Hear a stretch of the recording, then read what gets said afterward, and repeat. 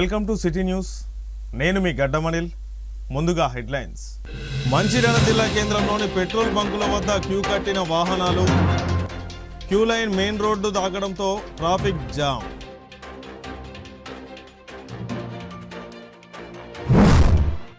Mancherial municipal corporation 51వ డివిజన్లో ప్రజాపాలన ప్రగతి ప్రణాళిక కార్యక్రమం. 51వ డివిజన్ కార్పొరేటర్ నీలి స్వప్న శ్రీనివాస్ ఆధ్వర్యంలో శరవేగంగా అభివృద్ధి పనులు. భూ తగాదాలతో ఒకరిపై ఒకరు దాడులకు పాల్పడ్డ సొంత అన్నదమ్ములు. ఒకరికి తీవ్ర గాయాలు. మెరుగైన చికిత్స కోసం మంచిర్యాల ప్రభుత్వ ఆసుపత్రికి తరలింపు. మంచిర్యాల పట్టణంలో పెట్రోల్ కొరత వార్తల నేపథ్యంలో ఈరోజు తెల్లవారుజాము నుంచే పెట్రోల్ బంకులు వాహనదారులతో మరింత రద్దీగా కనిపించాయి. బంకుల వద్ద కిలోమీటర్ మేర వెహికల్స్ క్యూ కట్టాయి. ఎవరి నోట విన్నా ఫుల్ ట్యాంక్ మాటే వినిపిస్తుంది. మరోవైపు పెట్రోల్ డీజిల్ ఇక దొరకదు అనే భయంతో అనేక మంది బాటిళ్లు క్యాన్లలో నింపుకొని వెళ్తున్నారు. చాలా బంకుల్లో నిల్వ ఉన్న పెట్రోల్ డీజిల్ ఖాళీ అవుతుంది. దీంతో బంకుల నిర్వాహకులు నో స్టాక్ బోర్డులు పెట్టేస్తున్నారు. ఈ సందర్భంగా బీజేపీ యువ నాయకులు తులా ఆంజనేయులు మాట్లాడుతూ పశ్చిమాసియాలో యుద్ధం కారణంగా ఇంధనం కొరత ఉంటుందనే భయంతో మరియు కేంద్ర ప్రభుత్వ వ్యతిరేక శక్తుల పుకార్లు వదంతులతో ప్రజలు భయాందోళన చెంది అవసరానికి మించి ఇంధనం కొనుగోలు చేస్తున్నారని, నిజానికి దేశంలో ఇంధన కొరత లేదని, కేంద్ర ప్రభుత్వం ఇదివరకే తగు జాగ్రత్తలు తీసుకొని 6 నెలలకు సరిపడా ఇంధనాన్ని స్టాకు ఉంచిందని తెలిపారు. రాష్ట్రంలోని అన్ని బంకుల్లో ఇంధనం అందుబాటులో ఉందని, విపరీతమైన రద్దీ మరియు ప్రజల్లో ఏర్పడిన భయాందోళనలతోనే కొన్ని చోట్ల తాత్కాలికంగా ఇంధన కొరత ఏర్పడిందని పేర్కొన్నారు. ఈ సందర్భంగా తెలంగాణ రాష్ట్రంలో పెట్రోలియం డీలర్స్ అసోసియేషన్ ఒక ప్రకటన చేస్తూ హెచ్పిసిఎల్, ఐఓసిఎల్, బీపీసీఎల్ కంపెనీల వద్ద సరిపడా ఇంధన నిల్వలు ఉన్నాయని వెల్లడించారు. ప్రజలు భయాందోళనలకు గురి కావద్దని తెలిపారు.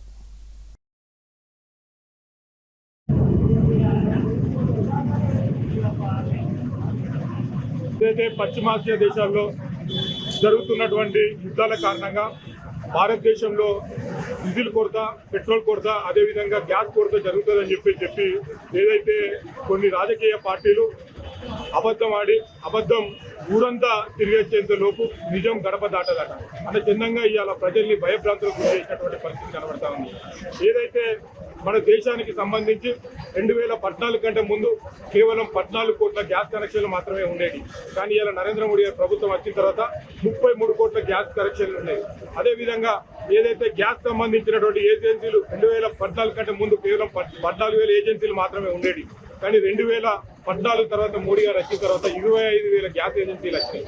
అదేవిధంగా గ్యాస్, పెట్రోల్, డీజిల్ సంబంధించినటువంటి పైప్ లైన్లు 2014 కంటే ముందు 3,500 కిలోమీటర్లు మాత్రమే ఉండేది. ఇవాళ నరేంద్ర మోడీ గారు ప్రభుత్వం వచ్చిన తర్వాత 10,000 కిలోమీటర్ల ఇవాళ పైప్ లైన్ ఏర్పాటు చేసుకోవడం జరిగింది. ఇవాళ భారతదేశంలో ఏదైతే పెట్రోల్, డీజిల్, గ్యాస్ నిల్వల్చడానికి ఏదైతే టన్నల్స్ ఉన్నాయో కేవలం 2014 కంటే ముందు 4 టన్నల్స్ మాత్రమే ఉండే. ఇలా నరేంద్ర మోడీ గారి ప్రభుత్వం వచ్చిన తర్వాత 8 టన్నల్స్ ఉన్నాయి. ఇలా భారతదేశంలో 45 రోజులకు సరిపోయేంత ఏదైతే గ్యాస్ కానీ లేకపోతే పెట్రోల్, డీజిల్ కానీ నిల్వలు ఉన్నాయి. కేవలం వ్యతిరేక పార్టీలు ఏవైతే ఉన్నాయో భారతదేశంలో ఉన్నటువంటి ప్రజల్ని భయభ్రాంతులకు గురి చేసేటువంటి పరిస్థితి కనబడతా ఉంది. కాబట్టి ప్రజలు ఎవరు కూడా ఈ అదంతాలు నమ్మకుండా మనకు కావాల్సినటువంటి సౌకర్యాలను ఏర్పడేయడానికి నరేంద్ర మోడీ గారి ప్రభుత్వము రెడీగా ఉన్నది. కానీ ఇలాంటి సందర్భంలో ఏదైతే అపోజిట్ లో ఉన్నటువంటి కాంగ్రెస్ పార్టీ భారతదేశంలో ఉన్నటువంటి ప్రజలకు ధైర్యాన్ని ఇవ్వాల్సి నుండి ఇతర దేశాల్లో యుద్ధం జరుగుతుంది, మనం ఏ విధంగా ఉండాలని చెప్పేసి, లేకపోతే అధికారంలో ఉన్నటువంటి నరేంద్ర మోడీ గారి పార్టీకి చాలా సలహాలు, సూచనలు ఇచ్చినట్లయితే ఇలా మనం ఇలాంటి ఇబ్బందులు ఎదుర్కొనేటువంటి పరిస్థితి లేదు. ఇలా ఎక్కడ కూడా పెట్రోల్, డీజిల్ కొరతలేదు.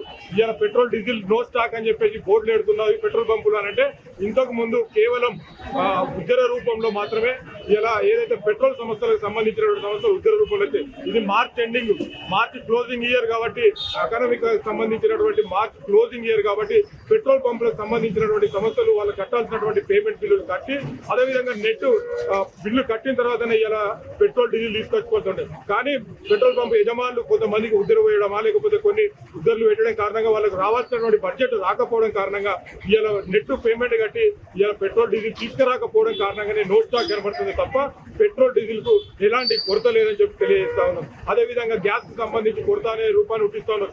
ఇళ్లలో గ్యాస్ ఏదైతే ఇంట్లో ఆన్లైన్ బుక్ చేసుకున్న వెంటనే తెల్లారే 2 రోజులకు మళ్ళీ గ్యాస్ వస్తుంది. కానీ కేవలం కమర్షియల్ సంబంధించినటువంటి గ్యాస్ ఏదైతే ఉందో హోటల్ యజమానులు గత కొన్ని సంవత్సరాలుగా కొన్ని రోజులుగా ఏదైతే బ్లాక్ సిలిండర్లను కొని ఇళ్లలో ఉపయోగించాల్సినటువంటి సిలిండర్లు బ్లాక్ లో కొని ఆ హోటళ్లు నడపడం కారణంగా ఇలా కమర్షియల్ సంబంధించినటువంటి గ్యాస్ సిలిండర్లు ఏదైతే గ్యాస్ ఏజెన్సీలు వాళ్ళు ఇంతకు ముందు 2000, 3000 తెప్పించుకున్నటువంటి ఆ సిలిండర్లు మాత్రం తెప్పించి ఇలా సప్లై చేస్తా ఉన్నారు. ఆ సప్లై చేయడం కారణంగా ఏదైతే వీళ్ళు ఇంతకు ముందు వాడినటువంటి బ్లాక్ కమర్షియల్ ఈ 2 సిలిండర్లతో వాళ్ళ వ్యాపార సంస్థలు నడిచేది. కానీ ఇవాళ రావాల్సినటువంటి ఇళ్లలో ఉన్నటువంటి గ్యాస్ సిలిండర్లు ఎవరు కూడా బ్లాక్ లో అమ్మకపోవడం కారణంగా ఇవాళ బ్లాక్ సిలిండర్ రాకపోవడం కారణంగానే హోటళ్లు మూతపడతా ఉన్నాయి.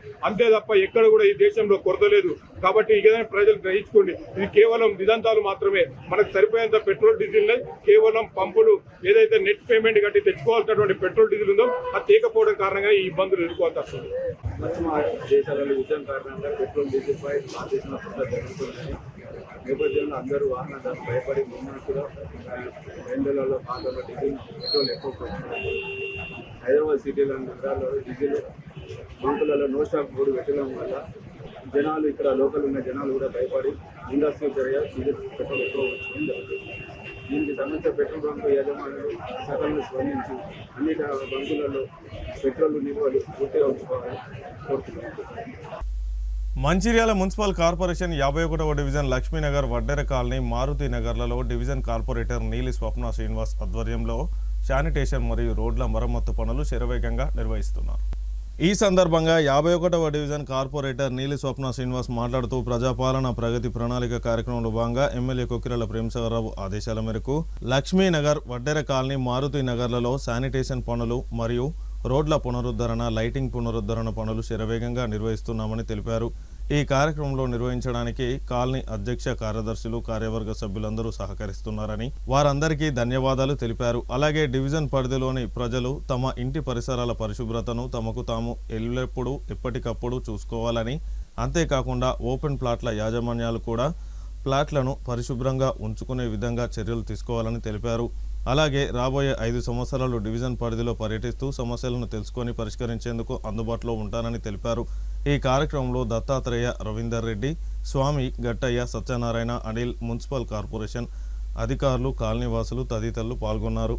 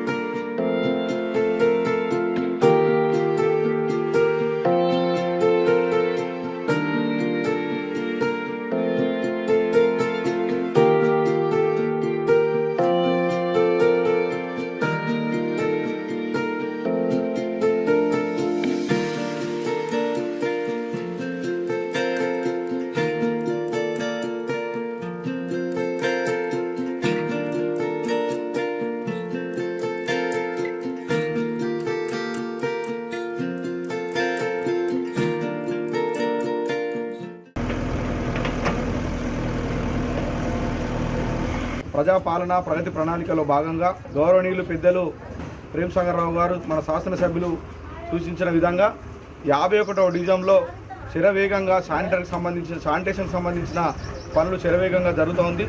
దాదాపు 50 మంది లేబర్తోని అన్ని రోడ్లు 51వ డివిజన్లో ఉన్న ప్రధానమైన రోడ్లన్నింటినీ కూడా శుభ్రంగా చేయిస్తూ ఉన్నాము. ఈ యొక్క కార్యక్రమానికి లక్ష్మీనగర్ కాలనీ నుంచి ఈ యొక్క వికాసనగర్ కాలనీ సంబంధించి ప్రత్యక్షంగా వారు దగ్గరుండి కూడా ఈ కార్యక్రమాల అభివృద్ధి కోసం కృషి చేస్తూ ఉన్నారు. వారికి కూడా ప్రత్యేక ధన్యవాదాలు.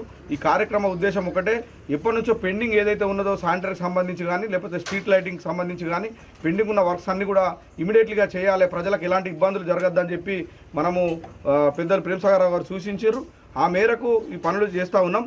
అలాగే ఏదైతే శరవేగంగా అభివృద్ధి చెందుతున్న లక్ష్మీనగర్, వికాస్ నగరు, ఒడ్డరి కాలనీ, మారుతి నగర్లో ప్రజలకు మేము అందుబాటులో ఉంటామని ఆ రోజు ఎలక్షన్లకు చెప్పిన విధంగా నిరంతరం కూడా మేము పనిచేస్తూ ఉన్నాం. ప్రజలకు ఏ ఇబ్బంది జరిగినా కూడా మేము ఎలాంటి అసౌకర్యాలు కలిగినా కూడా మేము వెంటనే స్పందిస్తాము. మీకు డోర్ స్టెప్ సర్వీస్ ఇస్తానని కూడా మేము హామీ ఇవ్వడం జరిగింది. అందులో భాగంగా నిరంతరం కూడా మేము ఈ 5 సంవత్సరాలు కష్టపడడానికి సిద్ధంగా ఉన్నామని చెప్పి తెలియజేస్తూ సహకరిస్తున్న ప్రజలందరికీ కూడా ప్రతి ఒక్కరికి పేరు పేరున ధన్యవాదాలు. అలాగే ఈ లక్ష్మీనగర్, వికాస్ నగర్, ఒడ్రి కాలనీలో ఎవరైతే ఓపెన్ ప్లాట్లు కలిగి ఉన్న వ్యక్తులు ఎవరైతే ఉన్నారో వారందరూ కూడా దయచేసి వారికి విన్నవించుకుంటున్నాము. ఆ ఓపెన్ ప్లాట్లు అందరూ ఎప్పటికప్పుడు చదును చేసి పెట్టుకోవాల్సిందిగా మనవి చేస్తున్నాం. ఎందుకంటే వాళ్ళ మురుగునీరు ఆగడము, దోమలు, ఈగలు, పందులు, నాగుపాములు తిరుగుతూ ఇక్కడ నివాసం ఉంటున్నటువంటి ప్రజలకు చాలా ఇబ్బంది జరుగుతుంది. కాబట్టి దయచేసి అర్థం చేసుకొని మీ ప్లాట్లను కూడా చదును చేసి పెట్టుకోవాల్సిందిగా కోరుతూ, అలాగే ఇక్కడ నివసిస్తున్న ప్రజలకు కూడా ఒక విన్నవించుకుంటున్నాం. ఏమంటే ఆ ఏదైతే ఓపెన్ ప్లాట్ ఉన్నదో దాంట్లో చెత్త కూడా వేయొద్దని చెప్పి వాళ్ళకి తెలియజేస్తున్నాము. మనందరి బాధ్యత ఈ యొక్క కాలనీ శుభ్రంగా ఉంచుకోవడం మనందరి బాధ్యత. కాబట్టి దయచేసి అర్థం చేసుకొని మీరు పనిచేయాలి. అలాగే ఈ యొక్క కాలనీకి సంబంధించి శానిటేషన్కి సంబంధించి ఎప్పటికప్పుడు ఏ రోజుకి ఆ రోజు పనిచేయడానికి సిద్ధంగా ఉన్నారు. మేము కూడా వార్డులో అన్ని రకాలుగా అన్ని సౌకర్యాలకు అందుబాటులో ఉంటామని తెలియజేస్తూ ఈ అవకాశం ఇచ్చినందుకు ధన్యవాదాలు. ప్రజాపాలనలో ఇంత శరవేగంగా జరగడం తొలిసారి. అంటే మేము ఇక్కడ చాలా రోజులై ఉండబట్టి ఈ పనులు చాలా అత్యధికంగా ఈ గవర్నమెంట్లో జరుగుతున్నాయని మేము నమ్ముతున్నాం. ఇదే వేగంగా జరుపుకుంటూ మాకు ఈ రోడ్డును కూడా అతి త్వరలో కొంచెం నిర్మించి మాకు న్యాయం చేకూర్చగలాలని ఎమ్మెల్యే గారికి, పురప్రములకు అందరికీ విన్నవించుకుంటాం. ధన్యవాదాలు. 51 డివిజన్లో నీలి స్వప్న శ్రీనివాస్ గారు ఎలక్షన్లో మాకు ఏ హామీ అయితే ఇచ్చారో ఆ హామీ కన్నా ఎక్కువ పనిచేయడం జరుగుతుంది. ఇద్దరు భార్య భర్తలతో పాటు కాలనీ వాసులందరం కలిసి మేము వాళ్ళతో పాటు ఉండి శానిటైజర్ కానివ్వండి, లైట్లు కానివ్వండి, డ్రైనేజీలు కానివ్వండి, అన్ని పనులు వారి దగ్గర నుండి చేయడం జరుగుతుంది. కాబట్టి ఇలాంటి పనులు ఇక ముందు కూడా ముందు చేస్తూ మాకు సహకరిస్తారని కోరుకుంటున్నాం. చెన్నూరు మండలం కొమ్మెర గ్రామంలో భూమి తగాదాలతో సొంత అన్నదమ్ములు ఒకరిపై ఒకరు దాడి చేసుకోవడంతో అందులో ఒకరు తీవ్ర గాయాల పాలయ్యారు. కొమ్మెర గ్రామానికి చెందిన జోగురు రాజయ్య వయస్సు 48 సంవత్సరాలు. ఆస్తి వివాదంలో అన్నతమ్ములు, కుటుంబ సభ్యులు కలిసి ఇనుప రాడ్లు, కర్రలతో దాడి చేయడంతో రాజయ్య తీవ్రంగా గాయపడ్డాడు. గాయపడ్డ రాజయ్యను కుటుంబ సభ్యులు చెన్నూరు ప్రభుత్వ ఆసుపత్రికి తరలించారు. ఆసుపత్రిలో రాజయ్య వాంగ్మూలాన్ని స్థానిక తహసీల్దార్ మల్లికార్జున్ పోలీసుల సమక్షంలో తీసుకోవడం జరిగింది. తీవ్రంగా గాయపడ్డ రాజయ్యను మెరుగైన వైద్యం కొరకు మంచిర్యాల ప్రభుత్వ ఆసుపత్రికి తరలించారు. స్థానిక పోలీసులు కేసు నమోదు చేసుకుని దర్యాప్తు చేస్తున్నట్లు తెలిపారు. భూములు అమ్ముకుంటున్నాను సార్. అమ్ముకొని నాకు మంచి మన అన్న ముగ్గురు అన్నదమ్మ కొడుకుని వచ్చింది. సరే మీరు చేసుకొని మన నాకు మంచి ఇచ్చింది, అది నాకు చేసుకొని మన అన్న అమ్ముకొని నాదైతే ఇల్లు. నేను ఒక్కడిని, నా పొల్లగాడు చిన్నవాడు, మీలు పెద్దగా ఉన్నారు. ఆయన అంటే ఆడు మా లక్ష్మణ్ అనేటప్పుడు పెద్దోడు. మా అన్న లంజా ఉడక నీకు మంచి చూడాలని గతం ఏం చేసిండు, కొడుకు హుషారు చేసిండు. రవిగాడు అనేటోడు గుడ్లు పట్టుకొని వచ్చిండు. సన్నిగాడు అనేటోడు రాడు పట్టుకొని వచ్చిండు.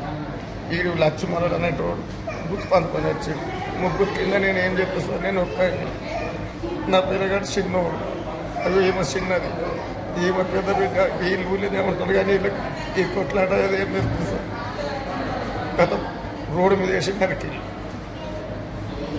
రోడ్డు మీద వేసి అది ఇద్దరు అన్నదమ్ములు ఉన్నారు, ఇద్దరు అన్నదమ్ముల కొడుకులు ఉన్నారు, ఇంకా వేరే టోల్స్ ఉన్నారు సార్.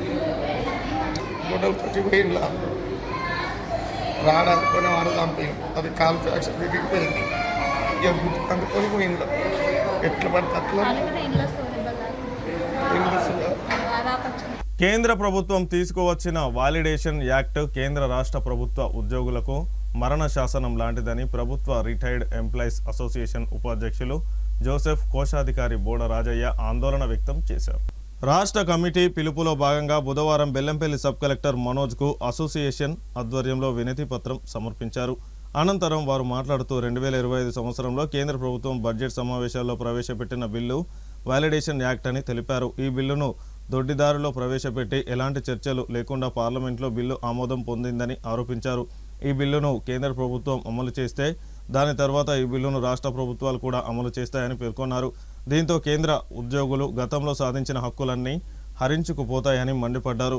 ఈ బిల్లుకు వ్యతిరేకంగా ఉద్యోగులు, ఉపాధ్యాయులు, అన్ని వర్గాల ప్రజలు ఏకమై పోరాటం చేసి బిల్లు అమలు కాకుండా చూడాలని కోరారు.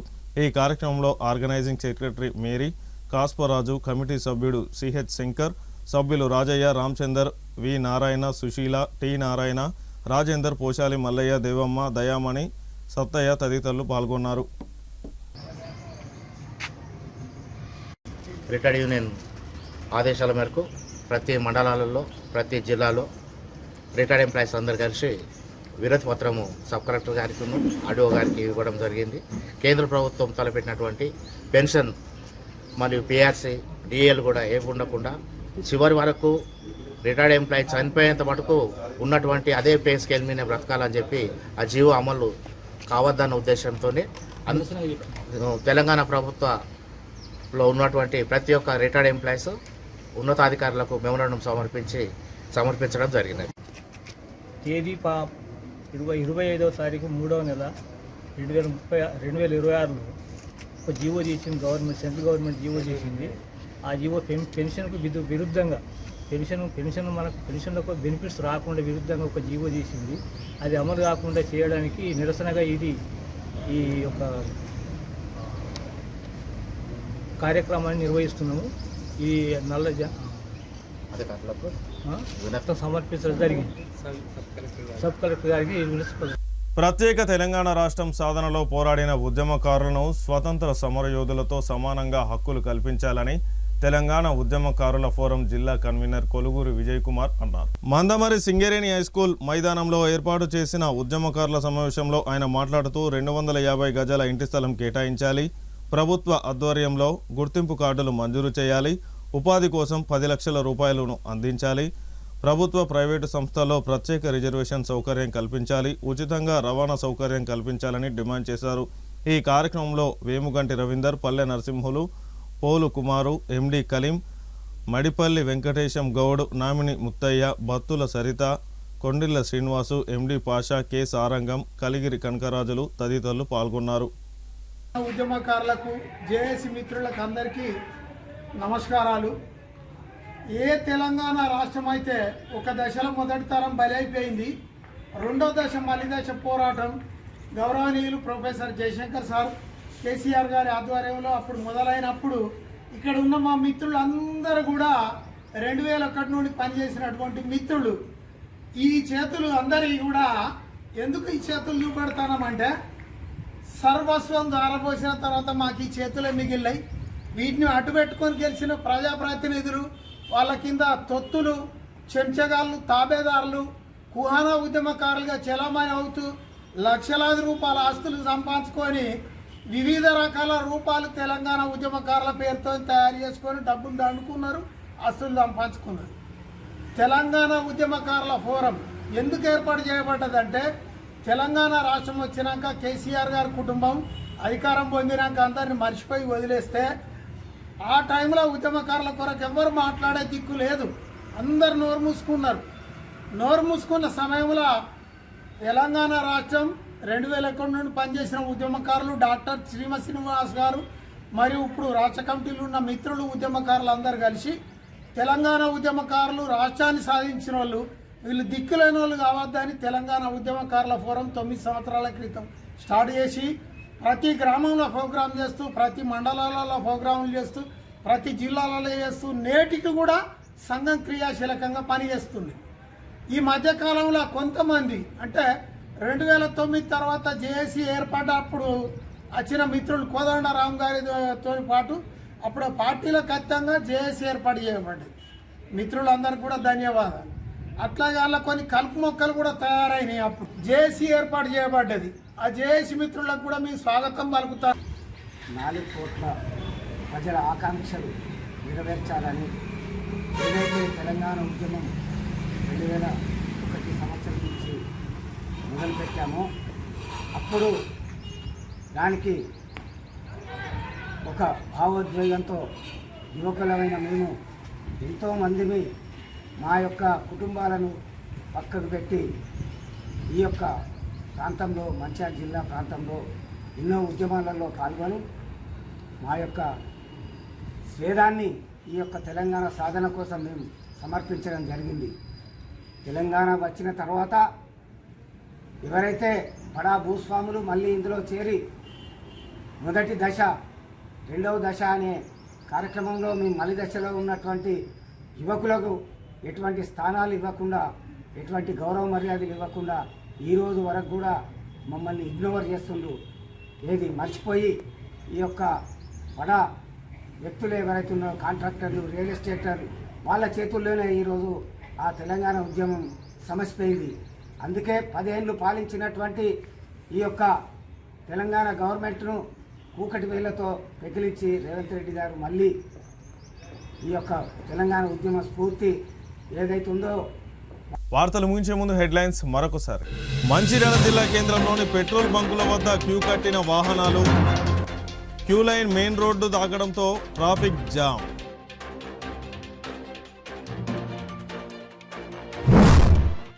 మంచిర్యాల మున్సిపల్ కార్పొరేషన్ 51వ డివిజన్లో ప్రజాపాలన ప్రగతి ప్రణాళిక కార్యక్రమం.